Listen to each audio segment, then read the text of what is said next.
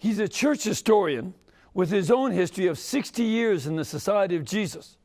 Tonight, we'll go in depth into St. Ignatius of Loyola and the society that he founded. So please stay with us.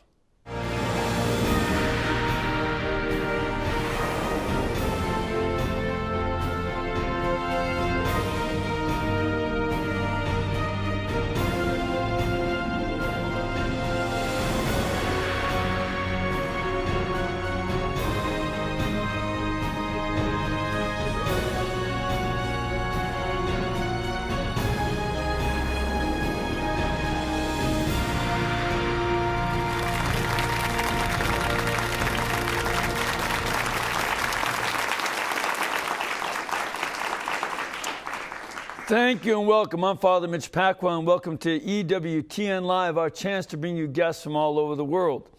Tonight's guest is a good friend and a brother Jesuit from the Missouri province of the Society of Jesus.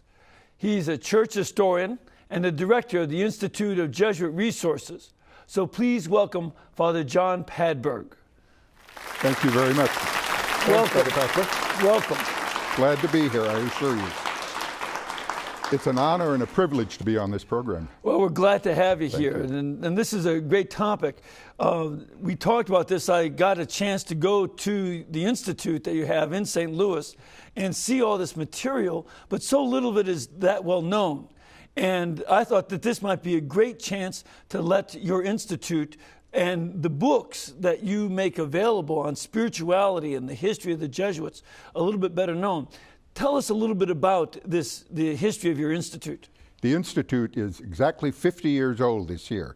Father George Gans founded it. Right. And because so many of us in the United States know only one language, English, our main job is to try to put into English many of the documents from the very early history and spirituality of the Society of Jesus. For example, when I entered the Society of Jesus, what year was that? Way back in ancient history when the dinosaurs roamed. 1944.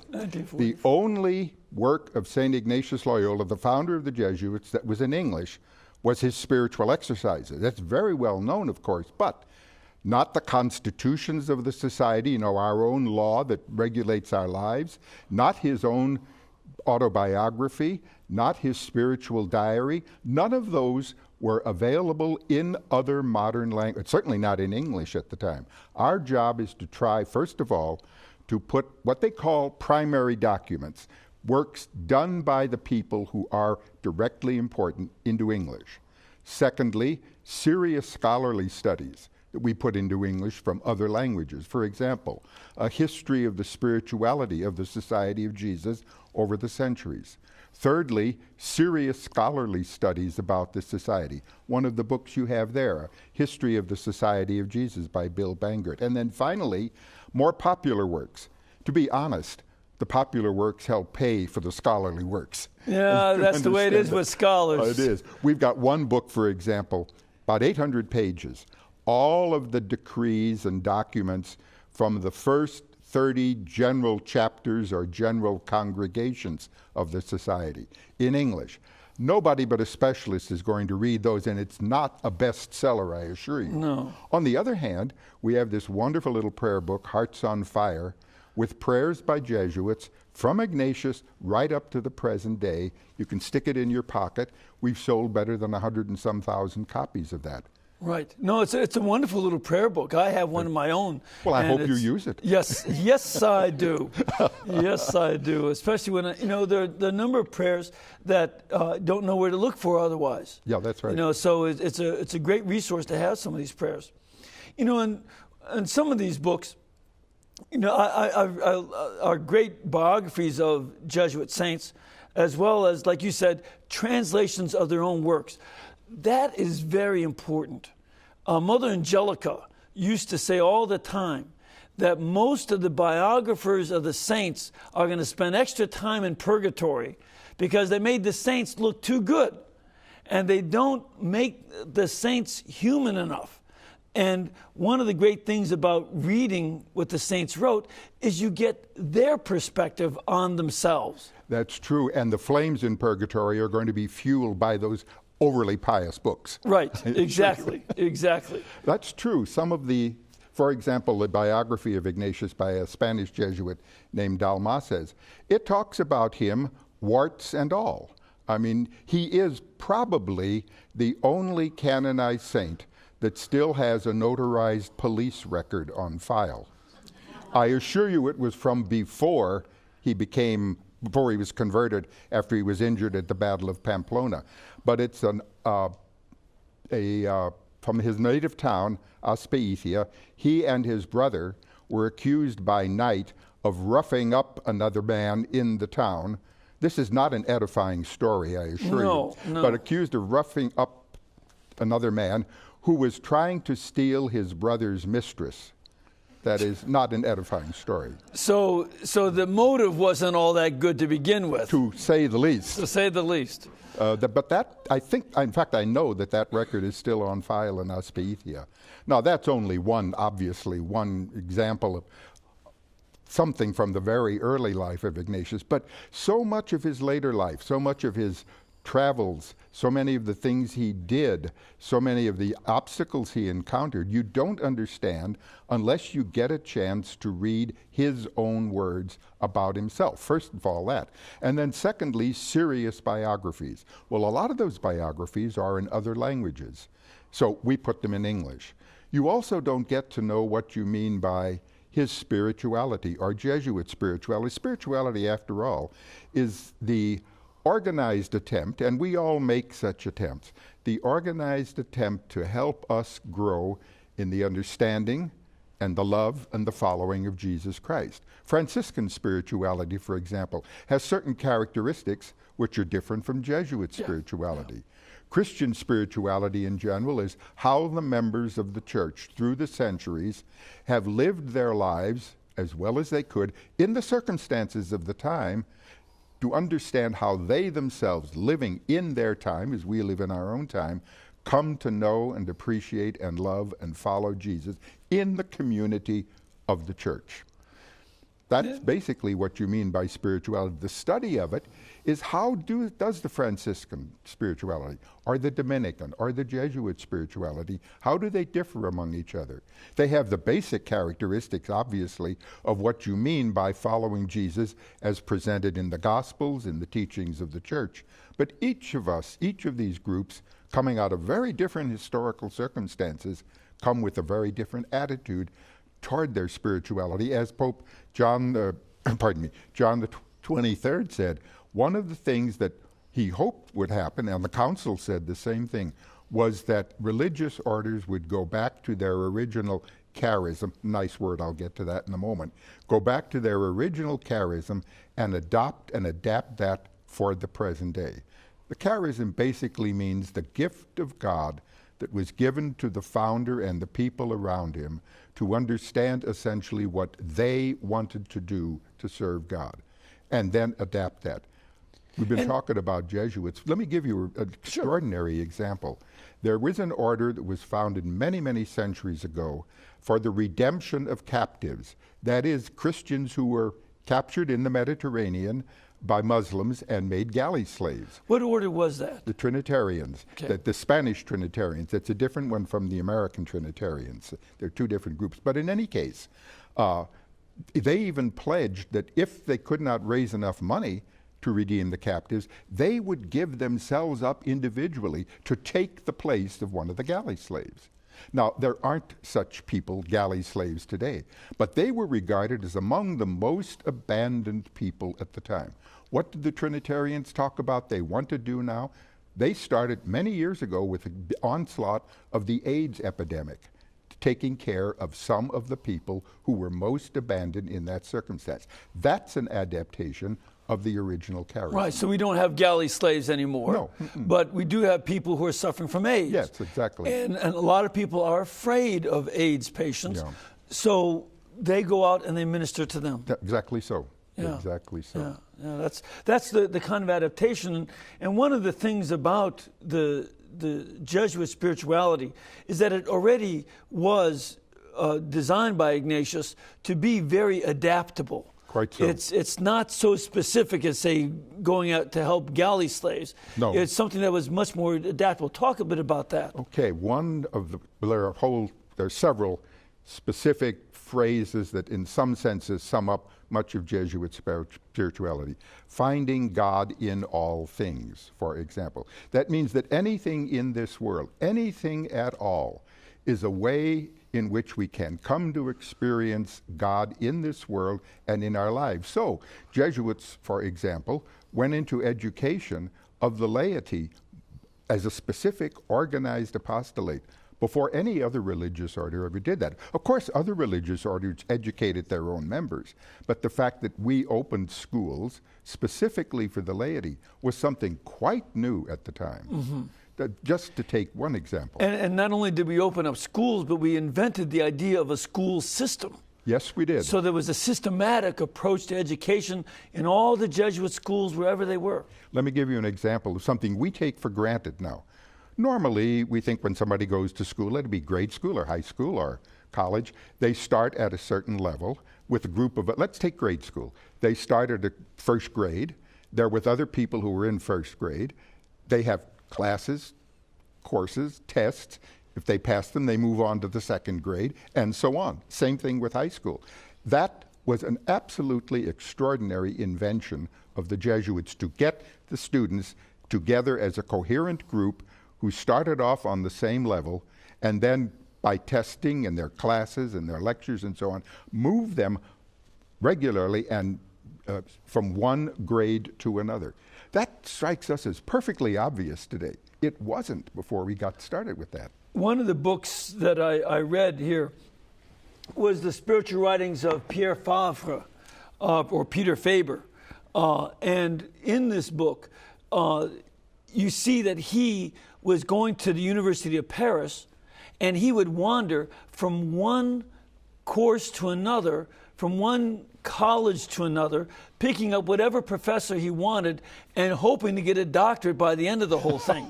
You know, it was very disorganized, but that was the way education was. In many ways it was.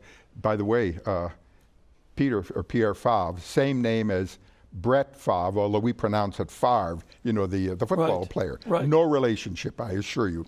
But Pierre Favre, Peter Faber, was, as Ignatius said, probably the man who best knew how to give and help people through the spiritual exercises. That is, give that as a retreat. As a retreat, yes. Right.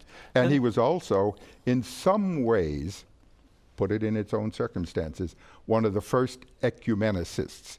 That is, somebody who is interested in ecumenical affairs dealing with Protestants. He was sent to a couple of the meetings in Germany at the time of the Reformation in the 1540s, about 20-some years after it had begun. And over he says, you do not argue with your opponents. You treat them with respect. Right. You pray for them. You see what they are trying to do. And it's much better to do that than to come out with a whole list of objections which you're immediately going to throw in their face. He was most successful. As people said, he had the sweetest disposition of any of the early Jesuits. And you know, Jesuits don't have sweet dispositions. No, anyways. not at all, not at all. And we're proud of it. No. Oh, come on now. But you see the range of the kind of things we've done from Faber in the 1540s to something like the book, The Come Black Robe.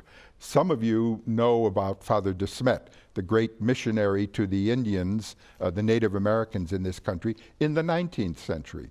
He came as a 20-year-old to this country from Belgium, to Maryland first, and then he and 10 other young Jesuits came to St. Louis, to Missouri, and began working with the Native Americans who were pushed out by the advancing white settlers, and finally moved basically farther out to what we now call the West. De Smet was trusted by the Native Americans, by the Indians, and also by the federal government to bring the kind of honesty and truth-telling that very understandably the Indians didn't believe that most whites ever would bring to them, because they moved them out from one place to another.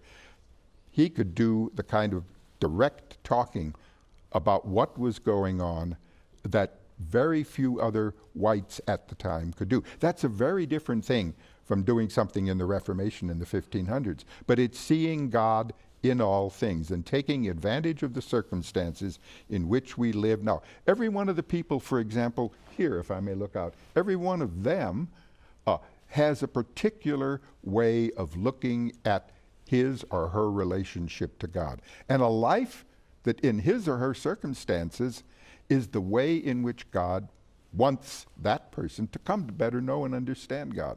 That's what you mean by a personal spirituality. Mm-hmm, mm-hmm. You know, one of the things that I also liked when I was reading the spiritual writings of Blessed, because he's a blessed Pierre Favre. Mm-hmm. He's not been canonized yet, but God willing, he will be. I hope so. But one of the things that I enjoyed reading this, these writings from the 1540s, is that you get into this world on its own basis. You don't just read about this world, you read the world itself. And the kind of devotion to the saints, for instance, that was so much part of his spiritual life. And how everything, the saints and the angels, were so much part of the way he dealt with spirituality. This helps to remind us of a component of Catholicism that we could forget if we don't sort of go back out of our own time. He used to, from going from one city to another, and he traveled greatly in Germany, in Spain, in Portugal, Italy. He used to commend, at each city that he went to, the particular patrons of that city, the saints who were venerated in that city. He commended that city to their intercession with God. Very specific, very personal kind of a thing. And he would also pray for the angels, especially the guardian angels of the Protestants that he was arguing with. That's right. He wanted help from heaven in dealing with this, but to do so charitably. By the way, another thing about him that too many people are have the same thing he had. He was a scroop. He had terrible scruples in his earlier years that he wasn't serving God, that he was committing sin, that he was damned, that he was not going to go to heaven, that God didn't love him. And the person who helped pull him out of that was Ignatius, when they and the first group of people who were the founders of the society met in Paris. Ignatius and 6 other young men, all of them, well, Ignatius was in his 40s, one of them was in his 30s, the others were in their 20s, and then 3 others joined them. The 10 founders of the Society of Jesus were all young men. Ignatius was in his 40s. But well, he started school when he was in his, late 20s? No, 30s. Early 30s, yeah. He went to grammar school because he hadn't learned Latin before that. He'd been soldiering a little too much, to say the least. Right. But you try to think of yourself going to 1st or 2nd grade to start learning a language, sitting on the bench. And he was a very proud, aristocratic Spaniard. That was very hard for him to do. But he saw what God wanted him to do. And interestingly, he originally wanted to go to the Holy Land. He did once, and he wanted to stay there and preach Christianity to Islam. That was not going to work in the circumstances of the time. As a matter of fact, on one of my trips to Jerusalem, I saw the place where the Franciscans put him in jail. It's part of the house, the Franciscans at the St. Xavier Church. Oh, is it? Oh, yeah, and it's down the hallway where the Franciscans now live. They don't have a cell there anymore, but they had to lock him up because they were afraid he was going to cause so much trouble that there could be riots. See, the Franciscans had custody of the places, the Christian places in the Holy Land, and the Muslims, Islam, agreed that they could do that. But the last thing that the Franciscans or anybody wanted was somebody to come in who was a hothead, and Ignatius was at that time, and he would have just disturbed the arrangement by which pilgrims could come. So they gently pushed him back out of the Holy Land, and he realized then, again, stopping to think, what am I going to do and how am I best going to do it? He realized that he had to get an education if he were seriously going to serve God the way he wanted. So back he goes to school, starting with grade school, accelerated to say the least, and then went to the University of Paris. I think the Jesuits, are the only order founded by 10 university graduates. All of them at the same time. Yeah. I think that's the case. That might well be the case. And it's,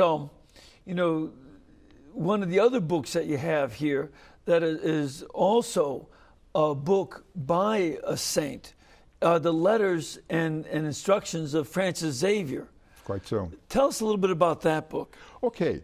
Xavier, as many of you know, it was one of the great missionaries in the church. As a matter of fact, he was also a roommate of Peter Favre and St. Ignatius Loyola. Right. The three of them roomed together. In regular rooms at the University of Paris, that's true. Francis was the first of the great missionaries to the Far East. An ardent, impetuous, dedicated man. By the way, also a very good athlete, and rather proud of the fact that he was. He was a runner. Yes, he was. He was. The King of Portugal asked the Jesuits, who were a very, very new order, just founded officially in 1540, asked for several Jesuits to go off to India to help evangelize. Ignatius appointed two of them. One of them wasn't there, and the other was sick. They asked Xavier to take the place of one. He said, "Here I am, send me." Off he goes to India and became the patron saint of all Catholic missions, and probably, well, certainly the greatest of the missionaries at the time, going into a completely alien, different culture, Hindu especially in India, and then attempting and successfully to baptize people with very little instruction, and recognized after a while that at the same time he was trying to impose Western ways on them, which just wasn't going to work. By the time he learned that, and then take out a map sometime and see how he traveled from India all the way around, all the way through what we now know as Indonesia, and all the way up to Japan. Sri Lanka. Yeah. By the time he got to Japan and was there for some time, he realized if a missionary is going to be successful, he has to be able to understand the culture in which he is living and working, and he has to respect and appreciate that culture. For example, one of the people who most wanted to do that was the late general of the society, Father Rarupe. When he went to Japan as a missionary many years before he became the general of the society, one of the things he insisted on when he was training the novices, the Japanese novices, was that they were to be fully Japanese and they were to be fully Christian Catholics at the same time. And if the Japanese valued very much the formal tea ceremony, part of the training in the novitiate was to be able to engage in that tea ceremony with the same grace and delicacy and finesse that the best of any Japanese person would be able to do. But you had to preach also in words that were understood in India or Japan. And one of the things that the church, I think, took a long time to come to realize is that the Roman Catholic Church is Roman Catholic. It belongs to the whole world and is not simply Roman. Of course it's Roman, of course it is. We know that and we're happy that it is. But we have to adapt our understanding of other cultures that can make, in a way that can make sense of what Jesus Christ means to somebody who lives in Sri Lanka, or what somebody who lives in Tibet. There's another one of your books there. Yeah, that was one of the other books I really enjoyed. It's Tibet, the Jesuit Century. It was, nobody even knew where Tibet was. And they heard rumors of it, and Jesuits were trying to find it. They were going through incredible adventures to discover Tibet, and finally one of them, got in there and really began to learn the language and the religion well. There were 5 expeditions of Jesuits between in the 1620s to the 1720s. Through the edges of Tibet. One of them got all the way out into China. By the way, they didn't have maps and they didn't have GPSs at the time either. No. They were on their own. They didn't have hiking boots or any such thing as that. No. But one of them, Hipólito Desideri is his name, he was almost 5 years in Tibet studying the Tibetan scriptures, trying to understand them on their own terms, and then trying to make clear to them what Christianity was in terms that they could understand too. They were among the very earliest people from the West to get to Tibet. It's a great little book. And it's interesting, when they went there, they found that the people welcomed them. They had a good reception, from both the nobility and from the folks. Yep. People took good care of them. Whereas when the English started coming there in later centuries, they didn't find that so much. No, they didn't. They were, as a matter of fact, there was a sense that the English were interested in empire. The English were coming as conquerors. The Jesuits were coming, hopefully, as friends. That makes a big difference. Trying to bring them Jesus and let them know their Savior. But they kept going because they saw these people are open to the possibility of Christianity. The crazy things that the Jesuits have done everywhere and anywhere through the centuries. Yeah, they really have. Or your Francis Borgia. Right, another great book. That's he was the third general of the Society of Jesus.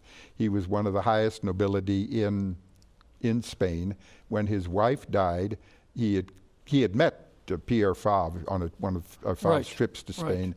He became impressed by this very new order, wanted to join the society, couldn't do so right away except secretly, because he had to take care of the arrangements for the marriages and inheritance of his 10 children. Right, so he was a very good father. Oh, extraordinarily so. Interestingly, scandalously, perhaps not for him, but he was the great-grandson of Pope Alexander VI, who was not, he was not the best of the Borgias, to say the least. No. Francis was. Right. Francis, by the way, was also a composer of late Renaissance music, motets for the church. One of the things that's fascinating is how he was, put in charge of the funeral cortege of the Queen, the wife of the Emperor. Yeah. And Queen Isabel, and how that was part of his conversion. Tell us a little bit about that conversion story. It's a striking kind of a thing. She was to be buried after a long procession, the kind of thing we don't have in this country from city to city to city. And at the final place, the coffin again was opened for verification. To make sure it's really her and not somebody else. Yes, it was really her. And, well, you can imagine what the body might have been like after a good long time. That struck him with an extraordinary force about the vanity of all human things. Right. This beautiful woman that he was very fond of. Oh, I mean, they were good friends. They were very good friends. And to see her decayed so quickly made him realize how vain his own life was. So he began to fast and lose weight because he was rather rotund. You see some of the pictures of him, he becomes pretty gaunt in later years. Right. I don't recommend that kind of a thing. No, that's too radical a diet. That's too radical a diet. But he became, it was amazing to me how God used his leadership skills, not only for running Spain as a grandee of Spain, but also then later on after his becoming a Jesuit, within the Jesuits became the general of the society and did a number of other ministerial. Yeah, he was elected to that position and a lot of things that Ignatius trusted him for in the earlier years. One of the other things that the Jesuits have been involved in, very much so, and it doesn't get that much play in some of the books because it's a very humble kind of a thing, with the poor, especially working with the most abandoned in all kinds of places around the world. Right. And I'm proud and glad that we've been able to do that. Right. We've got a number of saints who worked very strongly with the poor and became great saints, especially porters. A number of our porters, saints who manned the door would be the ones who would oftentimes be dealing with the poor on a regular basis, like Alfonso Rodriguez. Yeah, they were, if you want to take a present term for that, they were the receptionists at each one of our big colleges, for example, in the 16th, 17th, 18th century. And anybody who wanted to see anybody at the place would go through that person. And that kind of the porter, he got to know the range of the people in the city and was perfectly capable of asking the people well off to help very much the poor, and then going out among them and understanding how they lived, where they lived, what they needed, what would help them for the future too. We've got a lot more that we'd like to talk about, but we need to take a break and get your questions and comments. I just want to give you the website for the Institute of Jesuit Sources. It's www.jesuitsources.com. Jesuitsources.com, where you can find some of these books, including that prayer book, as well as these other books by saints and about saints, make that available to you. So we'll take a break now. We'll come back in a couple of minutes and we'll get questions from you as well as from our studio audience. So please stay with us.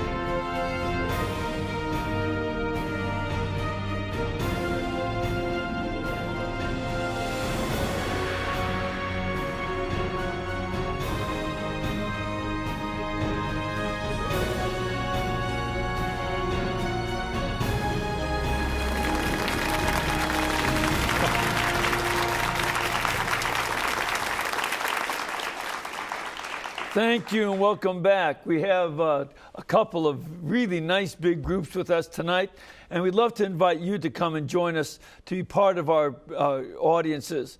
If you are interested in coming to be on pilgrimage here at EWTN, we invite you to contact our pilgrimage department.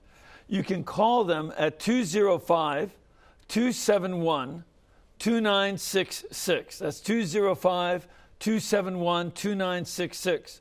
Or go to our website, www.ewtn.com. They'll help you find places where you can stay locally, the number of hotels and places to go eat, as well as coming here to be here for the masses, both here and in Huntsville, as well as being in the programs, getting a tour of the network. And the great thing is the price. It's free. So all that is ready to come, and we'd love to have you join us. It's a lot of fun. You ready for some questions? I certainly am. Let's start off with Stephen. Hello, Stephen. Hi, Brother Mitch. Where are you from? I'm Stephen from Maryland. Great. Maryland. Great. And what's your question, Stephen? I would like to know how it would be to be a Jesuit priest. How would it be to be a Jesuit priest? Now, you've been a priest longer than I have, and the society a little bit longer than I. Tell us, what do you... Well, I've been in the society 60-some years, and I've been a priest 53 years. People normally join the Jesuits. Nowadays, when I entered the society, many would join after the age of 18, out of high school. Right. The more average age now is in the 20s. People who already have finished college and so on.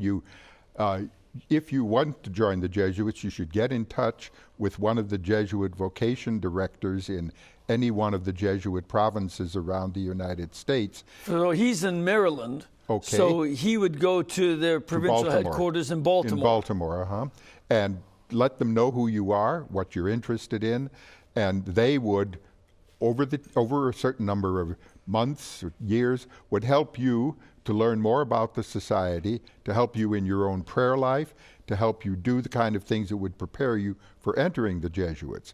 Once you enter, you have 2 years of what they call the novitiate. That is, you get to know what the society is about. The society gets to know you.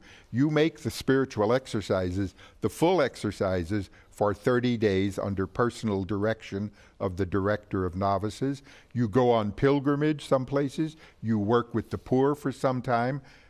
When you go on pilgrimage, you get only a few dollars and a couple phone calls. You can call back if there are things that if something really bad happens.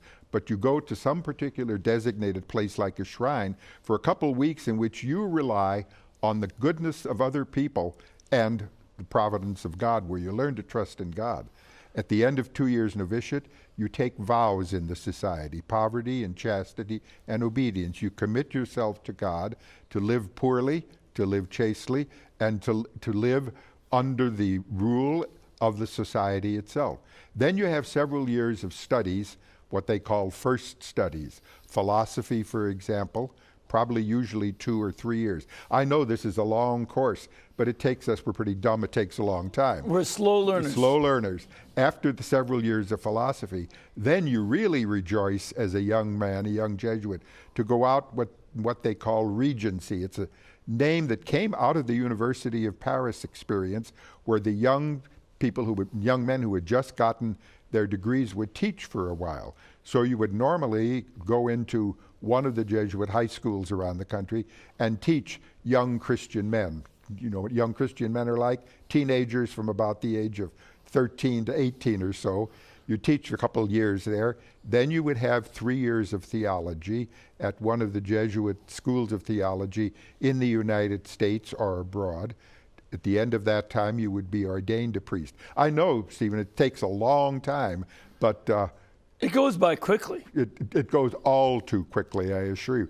I don't know where the 60-some years I've been a Jesuit has gone, for that matter. I know. And as I say, 53 years as a priest. I'll tell you, I don't think I would ever want to do anything other than have done what I've done, or be anything other than a Jesuit for these years. I know it's going to be 43 years for me this year, and you know, I just love it. You know, it's been a great privilege. At times I'm surprised that they let me be a Jesuit, but it's been a great honor, and I love the society very much. One of the best things about it is the brethren, the people with whom you're associated. Right.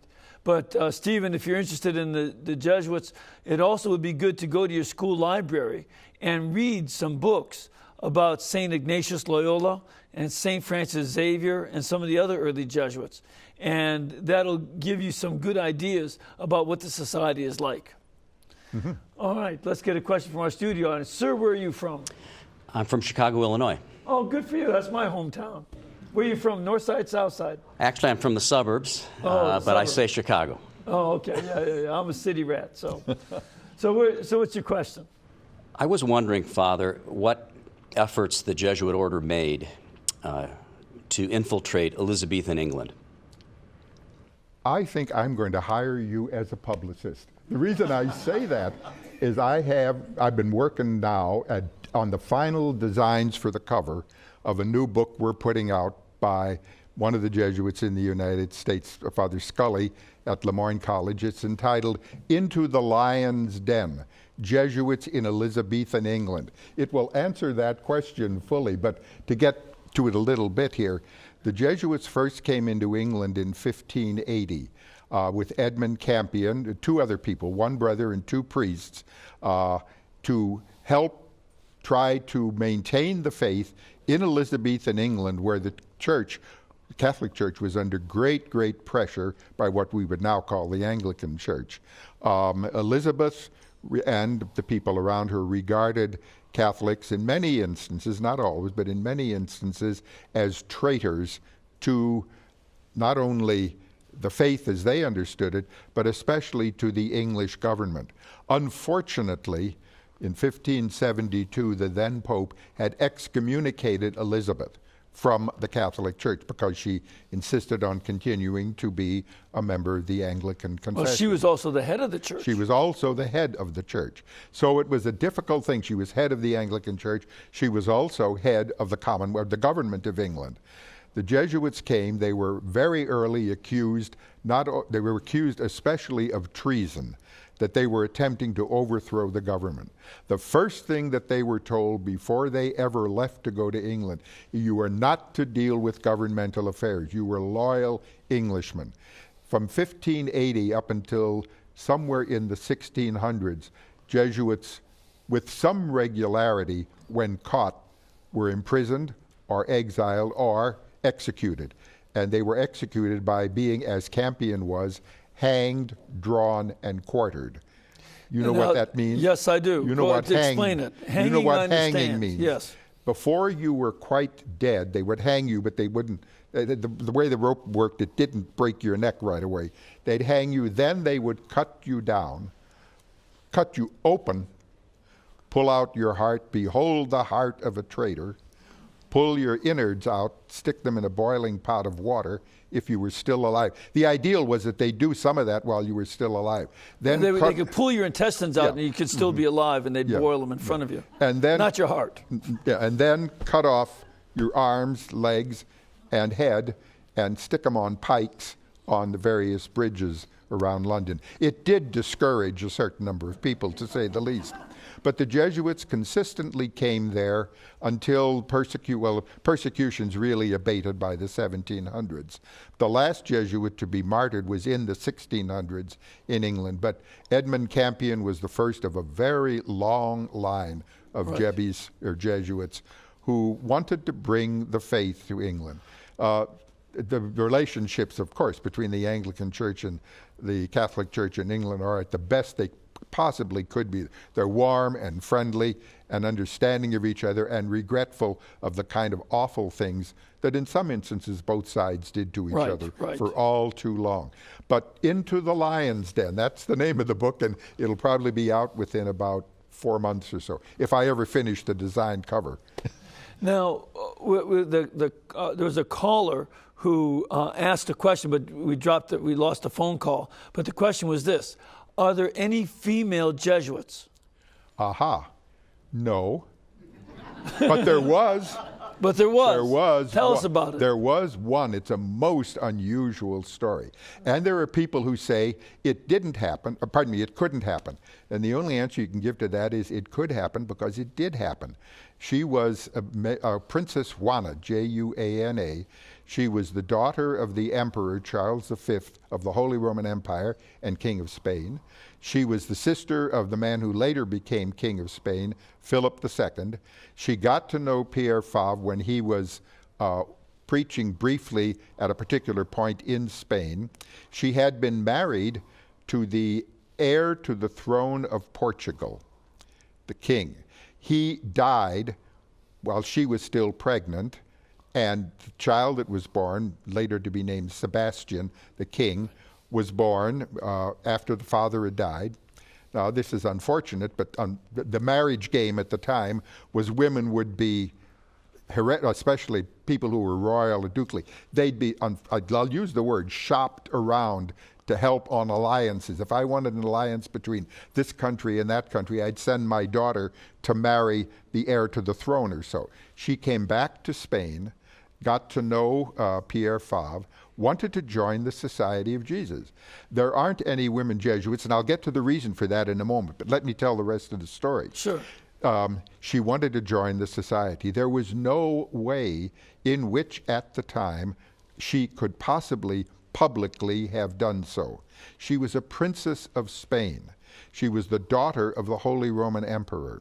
If, on the interests of alliance, her father had wanted to have her married off to some prince, God help the Society of Jesus if it had accepted somebody who then, by taking the vows of poverty, chastity, and obedience, couldn't inherit anything, but she was heiress to half the known world. That's poverty. Chastity, she couldn't marry again. And obedience, she'd have to give up any independence of her own, she no could matter be a where ruler. she was. She could be a ruler, yeah. So, but at the same time, the Society of Jesus was a very new order, and it had plenty of opponents. She was very much impressed by the society. What were we going to do? Ignatius in Rome said, what in God's name are we going to do? So he was a quintessentially good bureaucrat in this instance. He appointed a committee. That's what everybody does. You appoint committees. Right. And the committee decided, now this gets a little involved, but the committee decided, yes, she could be admitted on a particular grade in the society, a particular status in the society. For example, that young man, the first question asked, what do you do? When you enter the society, the first 2 years you're a novice, then you're what's known as a scholastic, that is, a student. You take vows in the society, you commit yourself to the Jesuits, but the Jesuits don't finally completely commit themselves to you until many years after you have finished, your whole course. You take your final vows. You take your final vows. Well, the committee decided vows at the time, if you took vows in any other order, you were committed for life, absolutely, and the church did not dispense you.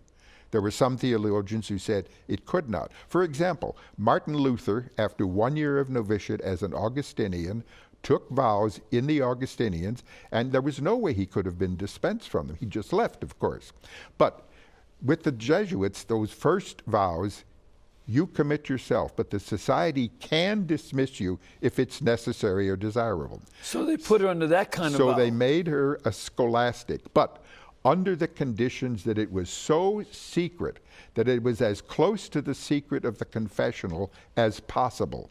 So she lived for the rest of her life. She died at a fairly young age, I think about the late 30s or early 40s. She lived the rest of her life simply, sort of, as a princess. Poverty, she lived in a not quite as ostentatious a palace as before. Chastity, she never married again. And obedience, she would regularly write to Ignatius and Francis Borgia telling them how to run the society. But to get back seriously, more seriously, why didn't the Society of Jesus take women members? The most fundamental reason was that the society was meant to be an active order, sending people out on their own to do apostolic work, preaching and teaching and so on and so on. In the 16th century, there was no way in which any respectable woman could ever have been, by the circumstances of the culture of the time, ever been allowed to do that. Absolutely not. But not to be able to do that would be fundamentally against what the Jesuits were supposed to be doing. That they go out independently at the commission of the Pope or the head of the society to take on a job, do it, and then come back. No woman would have been allowed to do that. Absolutely. Women who joined religious life had to live in the convent. They had to live in a convent. Okay. Let's go to another question from our studio audience. I'm very impressed with this gentleman. My name is John. I'm from Woodstock, Georgia. I want to know about the Jesuits, Martyrs of Japan, and what was their influence up until like today. Aha. If hanging, drawn, and quartering was pretty bad, there were some martyrdoms in Japan which were much, much worse. We won't go into the gory details here. But as a matter of fact, the Jesuits, they began coming with Francis Xavier, or fairly soon after him. They had very good success. Japan was not a united kingdom at the time. It did have a ruler, technically. An emperor, but as a matter of fact, there were a whole series of feudal or local lords who controlled the country. And depending on whether they were favorable to you or not, Christianity could be received favorably. We had great success in converting people until, most unfortunately, two things especially happened. Remember, trade was going on at the same time. The Portuguese were Catholics. The Dutch, who wanted to get in on the Japanese trade, were Protestants. They maintained and convinced some of the local rulers in Japan that the Jesuits were the first phalanx, the first troops coming in where the Westerners would conquer Japan. And so there was great suspicion, and several of the rulers turned completely against the Christians and against the Society of Jesus. There were hundreds of martyrs, not just Jesuits, lay people especially. Franciscans. More Franciscans than there were Jesuits, as a matter of fact. Immensely devoted people over the next several centuries. Finally, though, one of the rulers who established the Tokugawa shogunate pretty much over all of Japan, absolutely forbade the practice of Christianity and basically rooted it out almost completely. No missionaries were allowed, and as a matter of fact, no Westerners were allowed in Japan for several centuries until American gunboats showed up in the 19th century and opened up Japan. But for several centuries, nobody could get in. When they did, though, people found to the utter amazement, a small group, several, maybe 20,000 at the most. I think that's probably too many. I think it was like 12,000. People who had maintained Christianity, however attenuated, however much they had mixed it up with various other things, but they were still Christians, secretly living for a couple hundred years without anybody there to sustain and support them other than themselves and their love for Jesus. That's one of the most amazing stories in the history of Christianity. That was a key to my vocation. It was. Because when the Jesuits had told them that we'll come back, And when the priest did show up, I believe it was a Franciscan, that they asked him questions like, do you get married? Do you honor the Pope? And do you give honor to the Blessed Virgin Mary? Yep, that's right. Those were the questions that the Jesuits had told them to ask, and they passed those on for a couple hundred years. And I was very impressed with that kind of work. So that was one of the things that opened me to the society. And here you are. Here I are. Let's take another question from our studio audience. Ma'am, where are you from? I'm from Pennsylvania, originally from Maryland, and my question has to do with, am I correct in remembering that Archbishop Carroll was a Jesuit? And if so, would you comment on the early days of the Jesuits in Maryland and their connection with Georgetown University? Sure, thank you. In 1634, the first Jesuits arrived in Maryland. They came with the colonizing effort of Lord Calvert, Lord Baltimore. Calverts were Catholics at a time at which the King of England was favorable, at least not unfavorable to Catholics, and he allowed Calvert to establish a colony here called Maryland. Catholics the and first colony Protestants. with religious freedom, in Yes, fact. the first one that deliberately said, now not for everybody. Unfortunately, they said neither atheists nor Jews could be free to practice their is that right? religion. But just the very fact that Protestants and Catholics could, several Jesuits came with the first colonists, especially a man named Andrew White. One of the main buildings at Georgetown is named after that man. After they had been here, the Jesuits had been in Maryland for some time, colonists from Virginia basically took over the Maryland government and exiled whatever Jesuits were still left. They put them in chains and sent them back to England. They maintained a tenuous, quiet presence in the rural counties of Maryland for better than 100 and some years. The Carroll family was one of the old Catholic families that maintained themselves there, with several people among them. John Carroll of Carrollton, one of the signers of the Declaration of Independence, was a cousin of Charles Carroll. Pardon me, Charles Carroll was the one who signed it. Yeah. Charles Carroll was the one who signed the that's it, And Declaration. John was a man who could not get an education in this Catholic education. His family, after he went to a grade school, a quiet, hidden grade school called Bohemia Manor in Maryland, sent him to England to get further his education. He joined the Society of Jesus there, and then we get another story that came along. The Pope, under pressure of some of the kings in Europe, had to suppress the society. Carroll was no longer a Jesuit. He was a priest by that time. He came back to the United States. He continued to minister here. We became free at the after the Revolutionary War. Catholics wanted their own bishop here. The Holy See, Rome, the Pope allowed the priests in this country to elect the man they wanted as bishop. They chose Carroll as the first bishop of Maryland, the first bishop of Baltimore. At the time, you could not be a bishop and also be a Jesuit at the same time. When the Society of Jesus was restored in 1814, those who had lived here under the suppression many of them came back to the society. Well, there weren't that many, came back to the society. John Carroll as bishop could not, but he was the first bishop of the United States and the founder of Georgetown University. So you from Maryland, you have several reasons to be very grateful to him. As a matter of fact, if you go to Maryland, there still are some old mansions that have places where the priest would hide from the government, because they were hunted down in those days too, just like in England. They were called priest holes. Priest holes. Well, that's, this is, do you have any books on John Carroll?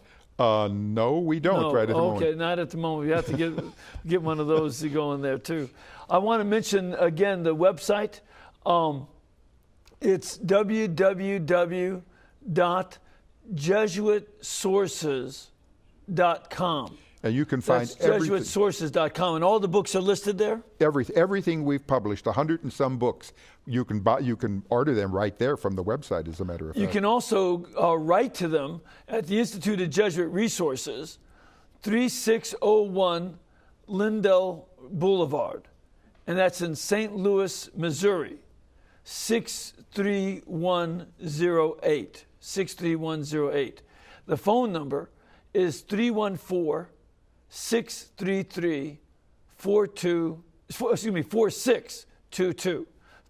So 314-633-4622. And you can get some of these books and hopefully grow in your spirituality as well. I'm afraid, though, that we can't grow in our time here because its time is over. It's already gone? It's already gone. It's gone by quickly. But thank you so much for the information that you've given us. And if you would join me in giving a blessing, may Almighty God bless you and keep you and cause His face to shine upon you, lead you in all of your ways by His peace. The Father, Son, and Holy Spirit. Amen. Amen. And again, I want to thank all of you for your great support. This network is brought to you by you. You make it possible. We cannot keep this network going without the help that you send us every month. So please keep us in between your gas bill, your electric bill, and your cable bill, and we'll be able to pay all of our bills as well. Thank you, and God bless you very much.